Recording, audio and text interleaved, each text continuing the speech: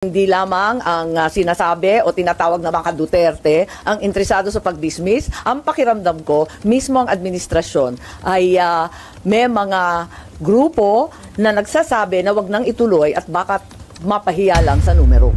Kayo po ba'y tagapagsalita ng China? Hindi po. Hindi pa. Hindi ho kayo tagapagsalita ng China. Hindi po. Pero parang pinagtatanggol nyo ang China. Hindi po. Hindi, pinagtatanggol nyo ang China. Hindi po. Hindi, pinagtatanggol Ang nyo ang China. pinagtatanggol ko po ay ang katotohanan. Huwag kayong Kung ako'y sumigaw bibigyan dito, nyo ng sapagkat pagkakataon, mas malakas ay ang boses ko sa sasabihin inyo. ang Point base of order, Mr. Chair. You were part of the delegation to China in 2015, engaging in various Chinese think tanks. Ano ito? Nagpunta po ako sa China 2015. Tama po yan. At saka noong 2019 para hindi na kayo mahirapan sa Dagdag Balita News Update.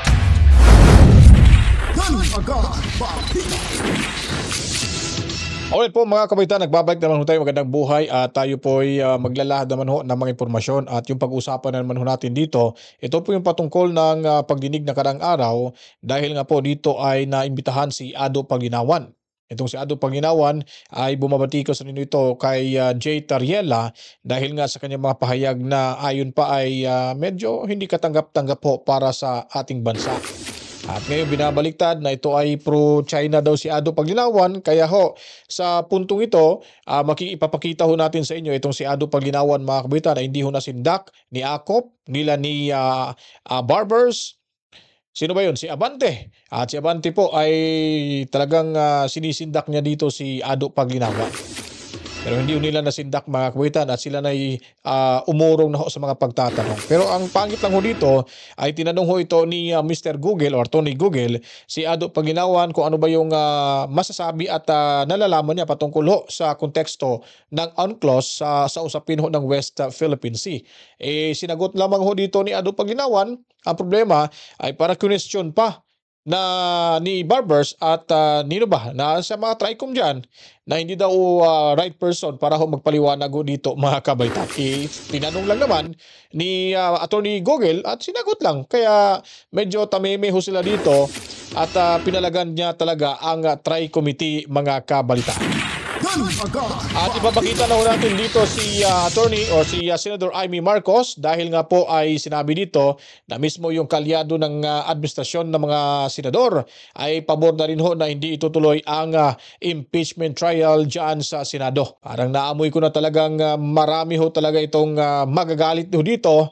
At siguro, yun ang sinasabi ho natin, nasa uli ang pagsisisi dahil nga po ay kabangagan ho yung kanilang ginawang pag-impeach kay laban kay VP Sara Duterte.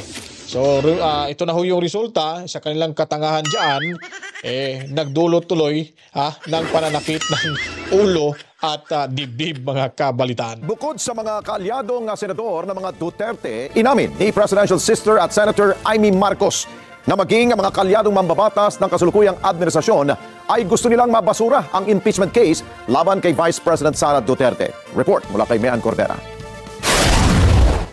Hindi lang umano ang kinaguriang Duterte Black sa Senado kundi mga senador na kaalyado ng administrasyon ang gustong maibasura na ang impeachment case laban kay Vice President Sara Duterte. Yan ang inamin ni Senator Amy Marcos matapos ipaikot ni Senador Ronald Bato de la Rosa ang resolusyon na humihiling na tuluyan ng i-dismiss ng Senado ang nakapending na reklamo laban sa Vice Presidente. Naniniwala si Marcos na may ilang senador na ganito rin ang gusto pero tumanggi siyang pangalanan ang mga mambabatas.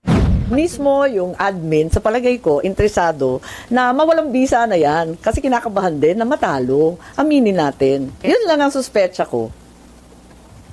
So, ano yun, ma'am? Basta na lang yung... Di ba mas mahirap, mas nakakahiya kapag nagkaroon ng paglilitis at matalo? Akin lamang, ang duda ko, hindi lamang ang sinasabi o tinatawag na mga Duterte ang interesado sa pag-dismiss. Ang pakiramdam ko, mismo ang administrasyon ay may mga grupo na nagsasabi na wag nang ituloy at baka mapahiya lang sa numero. Pabor si Marcos na maibasura ang reklamo dahil hindi rin naman ito matatapos sa loob ng 19 Congress. 3 session days na lang ang natitira sa 19 Congress na nakatakdang mag-adjourn sine dia sa June 13. Para sa akin, wala na talagang panahon para sa trial. Dapat ibasura na. Kung gusto talaga ng House of Representatives, wala namang problema. Pwede silang magpila ulit, subject to the 1-year ban. That seems very, very clear to me. Naniniwala naman ang senador na hindi valid ang impeachment case na isinampa ng mga kongresista laban sa pangalawang Pangulo. Yan ay dahil may 3 naunang impeachment complaint na naihain sa Kamara noon pang December 2024, pero ang inakit lang ay ang ika-4 na impeachment complaint na ipinasa sa Senado noon lamang huling sesyon ng Pebrero. Yung validity mismo na pagpapadala ng House of Representatives sa amin, kine-question ko eh. Kasi bakit ganon? Postpone sila ng postpone, tapos hinuli talaga sa last day. Tapos kami ang sisisihin nagde-delay. Teka nga, tignan ninyo yung mga datos. Pero kung si Senator JBS ito ang tatanungin, So yun po mga kabaitan, nagsalita na ho si Senador Amy Marcos. Yung salita niya ho yun ay parang may laman ho talaga. Kung ibig ko po nga sabihin, talagang may basbas na ho ito ni Bongit na ikaw nang bahala dyan. Ikaw nang bahalang magsiwalat ng impormasyong ito na yung kaalyado ng administrasyon ay at ako mismo ay hindi ko talaga ako papayag na itutuloy ho dyan yung impeachment trial sa Senado. Kasi pag ako yung nagsalita bilang presidente ay halata na ho na may kinampihan ho ako dito at baka ako naman ho yung sasabit mga kabalitaan. So ngayon, dito naman ho kay Tariela ay naku po, usaping West Philippine Sea ho tayo dito. At ipapanood ko lang po sa inyo itong nagiging pagdalo ho ni Ado Paglinawan, kung makilala, kung kilala niyo po siya o kung lagi kayo nanonood sa Iparash kay Paras. O parang gano'n na programa sa dalawang ito. Ay makikilala nyo itong si Ado Paglinaw. Matalino ho ito mga kabaitan pero hindi nila kinaya yung talino at dinadaan na lang ho sa sindak, paninindak at pananakot at pagpapataas ng boses lalo na itong si wala na iba, itong si Atras Abante mga kabalitaan. Ito na po, panoorin ho natin dito. Karamihan sa mga pro-China influencers na to, they are hiding from the constitutional freedom of expression. Ang sabi nila, opinion lamang nila ito. Naniniwala silang wala tayong legal na basihan, wala tayong napala sa 2016 Arbitral Award, at tayo mismo ay dinidiktahan lamang ng Amerikano. Gayon pa man, tayo po ay naniniwala, gaya po ng sinabi ni Justice Carpio, our fight in the West Philippine Sea is intergenerational. Ito po ay ipapamana natin sa susunod na saling lahi ng Pilipino. Kung ngayon pa lamang po, ang ating pong mga kabataang Pilipino ay may expose na sa maling impormasyon ng West Philippine Sea, mahihirapan po tayong tindigan bilang Pilipino ang issue ng West Philippine Sea. Ito lang tayo nagtataka ho mga kabaitaan itong sa gobyernong ito at lalo na ho sa mga taong gaya ni Tariela na meron hong mga sa tingin ho nila nagpapakalat ng fake news patungkol sa West Philippine Sea. Nasa kanila na yung resources mga kabaitan. Ano bang, ba't sila ay parang balat sibuyas o sila? Maaari naman ho nilang ipaliwanag nila ho yan. May budget sila o gumawa sila ng video presentation. Ipapaliwanag na ito, mali yung ginawa nila. Ito talaga yung totoo. Tayo nasa gobyerno, nanindigan ho tayo sa paniniwalang ito at nasa ano ho tayo, tamang landas tayo na sinusundan natin yung West Philippine Sea na yan. Diba? Tapos sasabihin nila, fake news, ito ay bayad ng yung mga pro-China daw na mga DDS vloggers. Meron pa mga DDS vloggers na pro-China mga kabalitaan? Sa tingin ko wala. Ako po, wala po talaga. Kung ang problema lang kasi sa kanila, pag nakapag-explain ho kayo na sa tingin ho nila na pabor ho yung explanation nyo dyan sa China, sasabihin na ho nila mga kabalitan agad-agad sasabihin agad nila na ikaw ay pro-China mga kabalitan. Yun po yung mahirap po sa mga di na natin ma-question yan kasi nga yung administrasyon natin, yung kabangagan ng ating administrasyon ay nagkahawa-hawaan na ho dyan sila mga kabalitaan. Mahihirapan pong magkaisa ang Luzon, Visayas at Mindanao para sabihin natin ang laban natin sa West Philippine Sea ay laban nating lahat bilang Pilipino. Ito po ang pinakamahalagang bagay na magagawa po ng 19th Congress to stop misinformation and to make sure the Filipinos will be united with the right information. Naniniwala po ako na ang issue po ng West Philippine Sea, the only way that we can be able to awaken the sense of patriotism of our countrymen is to provide them with the right information. Saka lamang po nila malalaman na hindi po tayo bilang Pilipino ang magkakalaban kung hindi po China. Maraming pong salamat. Pero naniniwala ka, Commodore Tariela, as long as there is politics in this country, yung pong pagkakahiwa-hiwalay ay magpapatuloy. Why? Kasi may sinusunod ang ating mga kababayan pagdating sa kanilang mga leader sa bansa. Like for example, meron tayong Pulahan, meron tayong Dilawan, meron tayong ano pa ba yan? Green, di ba? And as long as the people are following all these leaders, yung stand nila on pro-China and pro-America, hindi yun yung magiging priority nila. They follow their leaders. And that's the reason why, tama yung sinabi mo kanina, that we need to educate our people that this fight is not against red, against green, or against pink. This is against the intervention of other country. We are a sovereign country. And each and every one of us love our country. But the problem is, napopolarize tayo because of politics. And the people should understand and should learn how to differentiate yung love for your leaders and love for your country. Mahirap tanggapin dahil tayo, ganun din tayo mga politiko. Sometimes kung sino yung leader na ating pinaniniwalaan, we believe all his yung kanyang issues that he's fighting for. And I understand na talagang dapat nating ma-educate yung ating mga tao and try to let them understand that unti-unti na tayong sinisira ng ibang bansa. At maliwanag pa sa sikat ng araw that they're causing this division. Unfortunately, there are those that are being paid to suit the narrative of our foreign invaders. Anyway, so kung meron pong mga question, yung ating mga members, Congressman Ice Barbers muna, and then Congressman Abante. Maraming salamat, Chairman. Before I ask the question to Commodore Tariela, ako po yung naniniwala na minsan po, kagaya po ng sinabi ni Chairman, meron pong politika na involved dito. Ngunit sa aking punto de vista, Mr. Chairman, ang ibig bang sabihin na napupolitika kaya nahahati ang may pumapanig sa China, may pumapanig sa Pilipino? I perfectly understand if some of the Filipinos would support a candidate, a local candidate at that. I would perfectly understand kung meron pinapanigan na mga Pilipino rin. Pero kung pumanig ka sa China at tinulak mo ang naratibo ng China, hindi na politika yun. Pag-traidor na yun sa ating bayan. And higit sa lahat, ang nakakalungkot, Pilipino ang gumagawa po niyan. Ngayon, nabanggit kanina ni Commodore Tariela that there are some, I suppose, correct me if I'm wrong, there are vloggers who are actually pushing forward the narrative of China in the issue of West Philippine Sea. Is that correct? Yes, Mr. Chair. Can you identify them and inform this committee kung sino-sino itong mga to? As what I mentioned during the last committee meeting, Mr. Chair, I have identified Mr. Mark Lopez and also Mr. Ado Paglinawan. He has written a lot of articles contradicting the factual narrative of the Philippine government when it comes to our fight in the West Philippine Sea. Oh, okay. So, you also mentioned that there could be a motivation why they're pushing forward the China narrative. Is that correct? Yes, Mr. Chair. Okay. So, ano kaya ang motivation, Commodore? Well, I don't have any idea behind the motivation, Mr. Chair, but we can just probably speculate for some other reason. Based on your speculation, what could... Mahirap kasi dyan mga kabaitaan, mag-i-speculate ho sila, magdududa ho sila based on their own understanding. Sila nga, mag-i-speculate nga sila, hindi na sila pwedeng tawaging fake news kahit mali nga.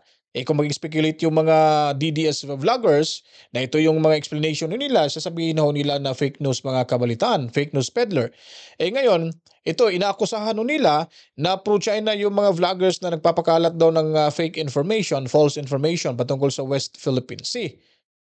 So ano po bang basehan ho nila na sinasabi nilang fake news. Dapat ipresenta ho nila sa publiko at gumawa ho sila ng presentation para at least maintindihan at to ma-educate yung ating mga kababayan na medyo may kakulangan sa pagkakaintindi kung ano ba talaga yung kaguluhang nangyari dyan sa West Philippine Sea. Problema nga lang, mga balat sibuyas ho ito sila, dinadaan sa hearing-hearing, tapos imbitahin yung resource person, pag hindi magustuhan yung sagot, wawarningan, tatakutin, binabalaan, sisindakin, at isa-cite in contempt. So yun po yung problema ho dito mga kabaitaan. So dapat kasi, kung open forum yung gagawin ho, yung sa pagdinig nito, open forum naman ho ito, sana makinig ho sila at hindi ho idadaan sa paninindak. Kasi maya-maya ho, kaya ho sinasabi ko, dito ho sa later part ng video na ito, makikita ho natin na sinisindak ko nila itong si Ado Paglinawan. Pero hindi ho nagpasindak si Ado ha. Sumasagot ho siya talaga dito mga kabaitan hanggang sila ay umurong na ho at hindi na ho nila sinasagot dahil hindi nila nagustuhan yung explanation ni Ado Paglinawan yung patungkol sa UNCLOS decision. And then, nagsimula ho itong pagpapaliwanag ni Ado dahil tinanong ho ito ni Attorney Google mga kabitaan. So ngayon, sinabihan nila si Ado na he's not the right person para magpaliwanag kung ano ho yung mga konteksto ho dyan sa tinatawag nilang UNCLOS sa mga kabalitaan. So, saan ba lulugar yung kanilang resource person na hindi pala nila papakinggan? Di ba? So may dokumentong hawak-hawak itong si Ado Paglinawan mga kabalitaan. Could have been, or what could have been the motive or motivation of these people who have been pushing forward the narrative of China? Well, looking at the incidents that happen in different countries, Mr. Chair, we know for a fact that there are people who are using a pro-China narrative, whether in the United States or in Australia or any other countries, because they are being supported financially. Doon ba sa kanilang mga, did they stay? Diba? Sinasabihan na naman niya na supported daw financially. So, dapat kasi kung si Tariela, para hindi ho siya magiging angat ho sa kanyang naging pagpapaliwanag ho dito. Sana sir, sinasabihan nyo, nagsasabi ho kayo dyan na yung mga vlogger na ito ay binayaran ho ito ng foreign, sabihin natin, yung direct to the point, yung China. Dapat meron ho kayong listahan dyan. Dapat naka-breakdown na kung magkanong natatanggap. At na-itemize na ho at na-identify na ho yung mga individual vloggers na nababayaran sa China para mas matibay ho yung mga sinasabi nyo. May bigat ho, kumbaga. Speculation mo lang din yan eh. So, ibig sabihin, fake news peddler ka rin pala kasi hindi mo naman napapatunayan. Dapat kayo nag-akusa, kayong magpapatunay sa inakusahan ho ninyo. Diba? So, very unfair naman ho mga kabaitaan kung nag-speculate lang at opinion lang ng mga vlogger na ito against the government. Based sa kanilang understanding nakikita, sabihin ng fake news peddler mga kabaitaan, di ba? So, wala sa hulog pa rin ho talaga kahit ngayon ako nakakita ng administrasyon na talagang ang dami hong problema, ang daming matatalino ho dyan sa House of Retaliations na wala naman ho talaga sa hulog. Some facts on, kagaya po nung sinabi ninyo na sinasabi nila na kayo ang talagang traidor dahil kayo ay naniniwala sa Amerika. Tama po ba yun? Yes, Mr. Chair. And did they state some facts or dahilan kung bakit ganun ang kanilang sinabi? They did not support such claim, Mr. Chair. They just mentioned taksil ako. And for example, for Mr. Ado Paglinawan, he always enjoyed calling me as tonto of Mr. Ray Powell. Is Mr. Paglinawan here? You are Mr. Paglinawan, sir? Opo. Okay, pwede po bang magtanong sa inyo, sir? Oo, ako ni Boy Nguya. Laging ngumunguya yun. Itong si Atras Abante mga kabaitaan. Ano ho? Boss yung pera ng gobyerno, kinakain lang pala nila dito mga kabaitaan. Tina nyo. Ang inyong posisyon tungkol grabe, sa nguya ng nguya, nakaharap pa sa lente ng camera. paglalagay ng mga mga installations or buildings sa West Philippine Sea ng bansang China. Ano po inyong pananaw dyan?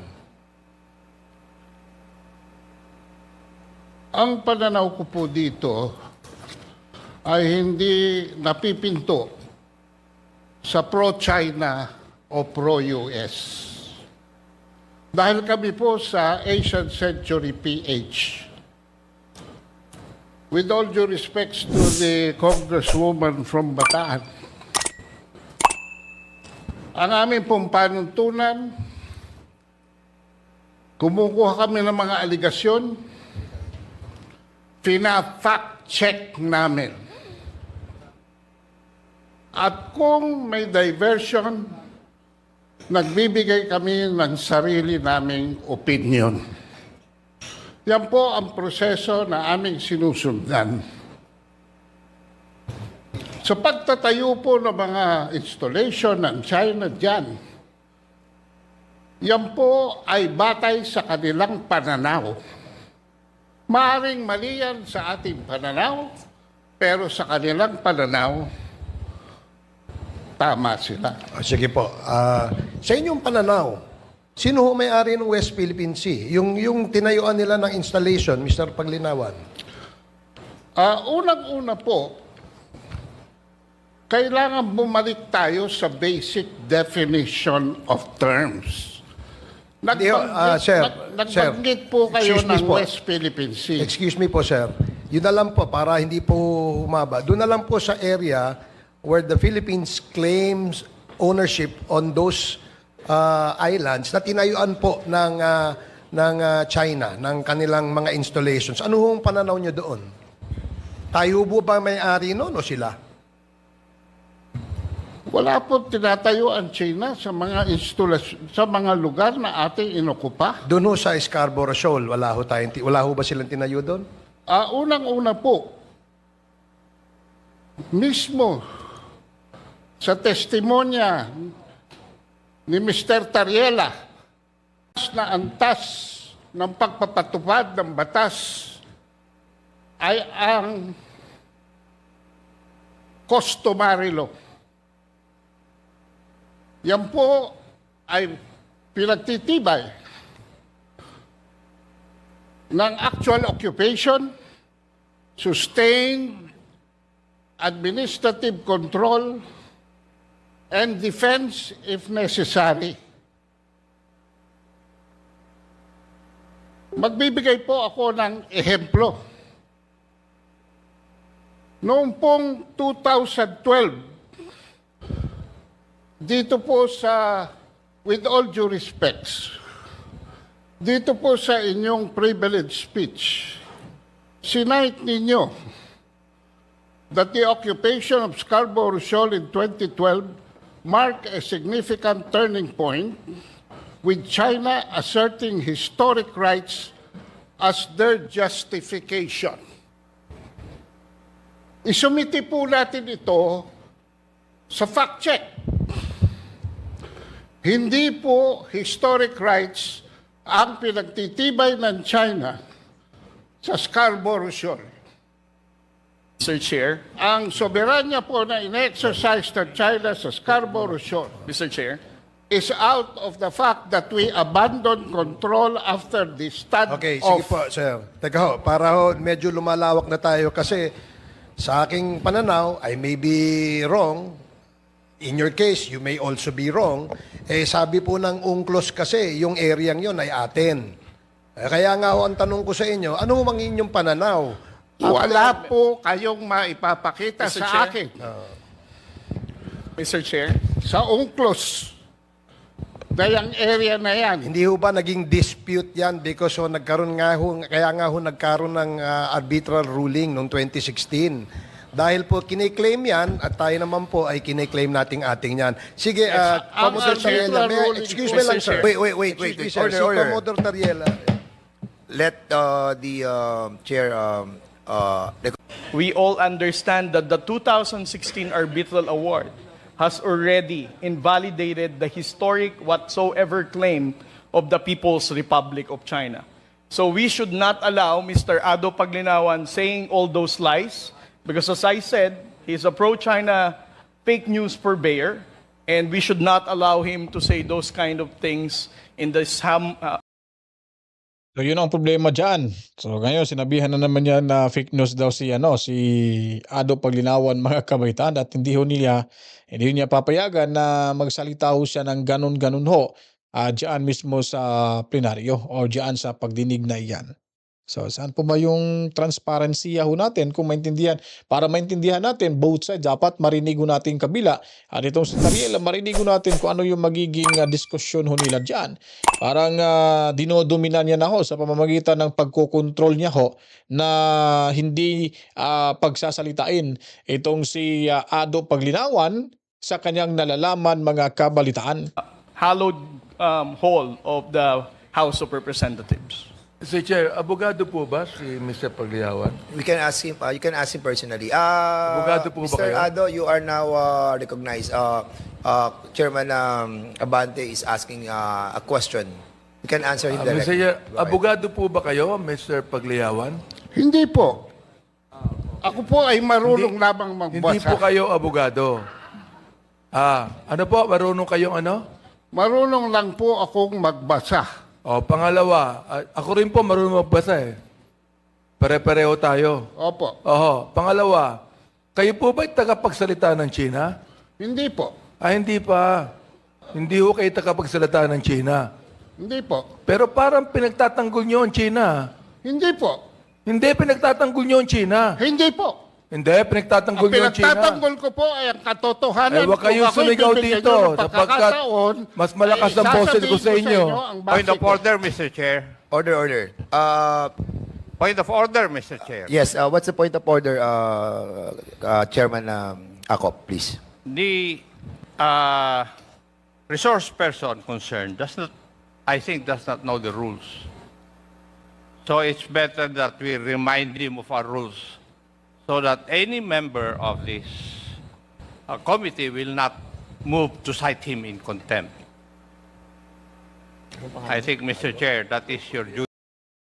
Yun wala na. Sinisindak, tinatakot na nila si Ado Paglinawan ho dito mga kabalitaan.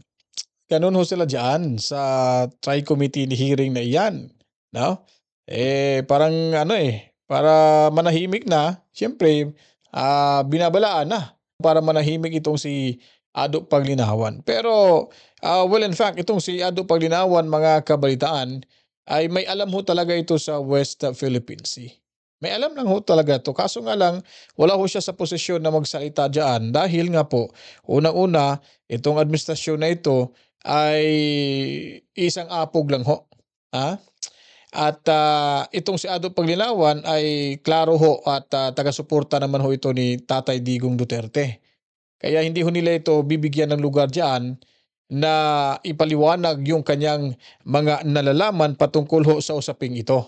Duty to remind him of our rules. Mr. Ado, please refrain from talking while the members of this committee still have the floor. To answer, sumagot muna kapag nirecognize na po ng chairman. Yan, tagalugin mo lang kasi. Nahihirapan ka ng magpatuloy sa pag-i-English. Tapos ngayon, ganun, di ba? Para mas maganda pakinggan. Para kunti lang yung makikitang mali. Hindi pa rin talaga ito nadala si Attorney Gogel mga kabitan sa mga pamumuna ho sa kanya sa social media patungkol ho sa kanyang communication skills. So, ganun ho talaga, di ba? Basta pagkapagsalita lang ng English, okay na ho sa atin. Kahit hindi tama yung pagkakabigkas ng mga salita ho, mga kabalitaan. Para meron po tayong kaayusan sa ating pong hearing. Okay, for Mr. now... Chairman, the last time I checked, I would like to remind the resource person na kami nga rito, hindi po kami nagsasalita until and unless we are recognized by the chairman.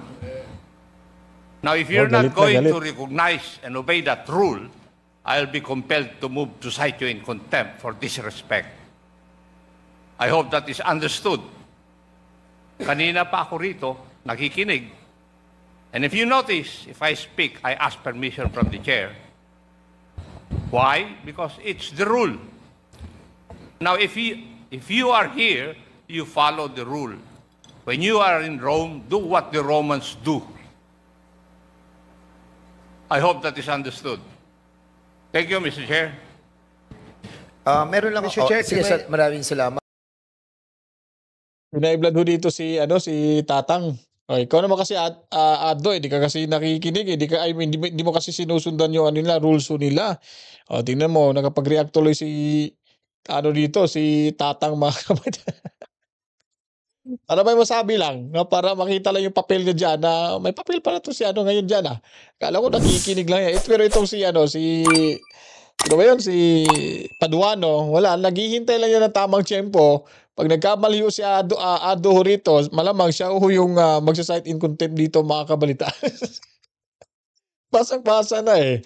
Ito si tagapag-remind ng mga rules dyan at yung taga-contempt ho, nag-aabang ho. Parang may inaabangang chicks mga kabalitaan. Congressman ako for that manifestation. Congressman Barbers. Yeah, but before you proceed, no, kasi you still have the floor. Nag-interject lang si Congressman thank you for reminding me that I have the floor. Yeah, you have the floor. But can you allow me to ask some I just wanted to be educated on this because a while ago Mr. Ado was telling us that he read about the UNCLOS decision. Is it correct to assume that you have read the UNCLOS decision? You can answer. You are now recognized. Yes. Bago po masagot ni Mr. Paglinawan yung tanong na yan, meron po sanang tanong muna. Tanungin natin siya, ano ho ba ang inyong expertise? Kayo ba ay expert? Ano ho bang inyong credentials, sir? So that we would know na... Mr. Chair, go ahead. Ako po ay nagsilbi na diplomat sa Washington, D.C. from 1986 to 1993. Ano pong position niyo po doon, Ako Mr. po Ado? ay special assistant to the ambassador and concurrent press attaché and spokesperson for the embassy, and for 2 years for the UN Office of the Permanent Representative of the Philippines. And who was the ambassador during that time? Ano po? Sino po yung ambassador during that time? The ambassador during that time was Ambassador Emmanuel Pelaez. Emmanuel Pelaez. Okay. So, UNCLOS po, binabanggit po dito kanina, nadinig ko po si Commodore Tariela, that hindi po ako familiar sa UNCLOS. I haven't read the whole decision yet. But what I heard a while ago was that historical claim of China was abandoned by the UNCLOS decision. So, yung kiniklaim nila that that part of the WPS is part of their historical territory had been abandoned by the UNCLOS decision. Would you agree with that? Since nabasa po nyo yung UNCLOS? Ako po... Hindi, sagutin niyo po muna ako, sir. Kung yung po ba, would you agree na sa nabasa po ninyo sa UNCLOS decision, yung pong historical claim ng China ay inabandon na nung decision yon? Tama po ba o mali yung nadinig ko kanina? Inabandon na po ng desisyon sa UNCLOS yung historical claim ng China doon sa area natin sa West Philippine Sea. Were you able to read that part? Were you able to read that part? Were you able to read that part? Mr. Chair, binanggit po ni Mr. Ado, tinatanong ko lang po kung nabasa po ninyo, sabi nyo nabasa nyo yung UNCLOS decision. Ako hindi. Nakikinig lamang po ako sa usapan ninyo at binabanggit po ni Commodore Tariela that it was abandoned, the historical claim of China on that part. So, ang tanong ko po sa inyo, nabasa nyo po ba yun? Na inabandon na ng UNCLOS? Hindi po inabandon yun, Mr. Chair. So, hindi inabandon ng UNCLOS... Wait. Hindi inabandon ng UNCLOS decision yung historical claim ng China. Hindi po. Mr. Chair, babasahin ko sa inyo ang arbitral ruling. Sige, go ahead. Para maintindihan po namin kung talagang... Dahil marami pong propaganda na kumakalat. Dito tayo sa letra. Can you kindly give us your document that you are holding Ito right po, now? I agree with Mr. Tariela in the 2016 Arbitral Award, paragraph 278. Dineklara po ng Arbitral Award na yung 9-dash line ay walang legal basis. So, Tinatanggap ko po yan. so abandon yan. Opo. Inabandon na yung historical right ng China doon sa 9-dash line. Hindi, nag-create sila. Unang-una po, Mr. Chair, if I may, hindi po naging posisyon ng China sa arbitral ruling yan dahil ang China ay hindi nag-participate sa arbitral tribunal, sa arbitration. Ang nagsumiti po niyan ay ang panel ng Pilipinas. The claims of China in the South China Sea Mr. are Chair. based on historic titles, based on historic Mr. Chair. rights, based on history. Mr. Chair. Okay. Mr. Chair. Mr. Chair. Okay, ang tinatanong ko po kanina, kung doon po sa desisyon ng UNCLOS, even without the participation of China on that ruling or on that proceeding, ay inabando na ng desisyon yung historical claim ng China doon sa ating pong parte ng West Philippine Sea. Yun po yung tinatanong ko eh. Hindi po naman UNCLOS ang nagdesisyon, Mr. Chair. Mr. Chair. Arbitral ruling. Yung arbitral ruling. Opo. So yun din po yun eh. It's all the same. Mr. Chairman, if I may, I don't think he's the right person to speak about the UNCLOS decision. In fact, he's getting confused as to what is the arbitral ruling and what is the UNCLOS. Alam mo, Mr. Chair, may I ask, Mr. Paglinawan, you mentioned kanina you're a diplomat, tama? Opo. Bakit ka naging diplomat? Are you holding a plantilla position in the DFA? Anong position nyo? At the time of my appointment, Your Honor, I was a political appointee.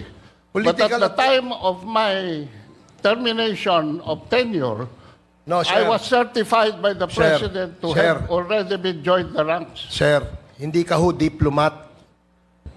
Hindi ka ho diplomat. Kasi ang diplomat po, organic po sa Department of Foreign Affairs. Yan po yung mga ambassador. Kayo po ay hindi. Kung special assistant lang po kayo, you're not the right person to speak about that. Anyway, Mr. Chair, Mr. Chair. we can go to another resource person, Mr. Chair. Meron po kasing information dito eh. You were one of the delegates to the... you were part of the delegation to China in 2015, engaging in various Chinese think tanks.